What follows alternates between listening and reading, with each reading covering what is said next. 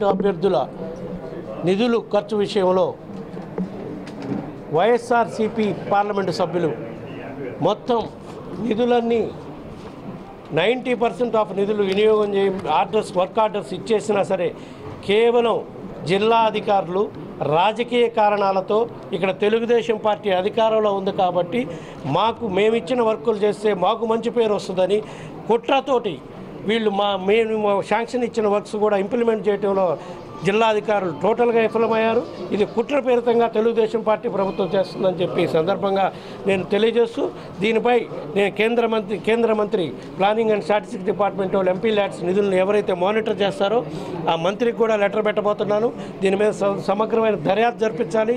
ఇక ముందైనా MP LADS నుంచి ఎంపీలు వాళ్ళ కాన్స్టిట్యున్సీలో అత్యవసర అవసరాల కోసం ప్రజల ఇబ్బందులు తీర్చడానికైతే ఏ వర్క్స్కి అయితే ఇస్తారో అవి తక్షణమే రిలీజ్ చేయాలని చెప్పి ఇందులో రాజకీయ చేయొద్దని కేవలం తెలుగుదేశం ప్రభుత్వం ఇక్కడ అధికారంలో ఉండి వైఎస్ఆర్ కాంగ్రెస్ పార్టీ ఎంపీలకి ఎక్కడ మంచి పేరు వస్తుందని కుట్రపూరితంగా చేస్తుంది. దీన్ని తక్షణమే ఆపేసి కేంద్ర ప్రభుత్వం ఇంటర్వ్యూన్ అవ్వాలని చెప్పి సందర్భంగా డిమాండ్ చేస్తూ ఉన్నాను.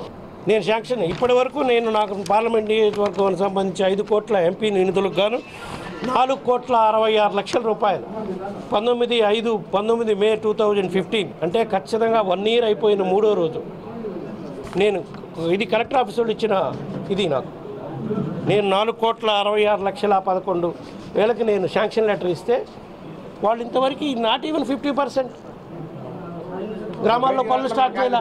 ముఖ్యంగా మేము ఇచ్చిన ఎక్కువ నిధులు గ్రామాల్లో తీవ్ర సమస్యగా ఉన్న తాగునీటికి ఎంపీల నిధులు ఖర్చు పెట్టకుండా జిల్లా అధికారులపై ఒత్తిడి తీసుకొచ్చి కుట్రపూరితంగా చేస్తున్నారని చెప్పి దీని మీద సమగ్రంగా దర్యాప్తు జరిపించాలని కూడా కేంద్ర మంత్రికి రాస్తారు. రాష్ట్ర వ్యాప్తంగా వైఎస్ఆర్ కాంగ్రెస్ పార్టీ ఎంపీలందరూ ఎక్కడున్నా కూడా ఇదే కుట్ర జరుగుతుంది. దీని మీద సమగ్రమైన దర్యాప్తు జరిపించడానికి డిమాండ్ చేస్తున్నాం. ఇప్పటికైనా కేంద్ర ప్రభుత్వం ఈ జిల్లా అధికారులపై తగు చర్యలు తీసుకొని ఎంపీ నిధులు తక్షణమే రిలీజ్ అయ్యేటట్టుగా చర్యలు తీసుకోవాలని చెప్పి ఈ సందర్భంగా డిమాండ్ చేస్తున్నాం.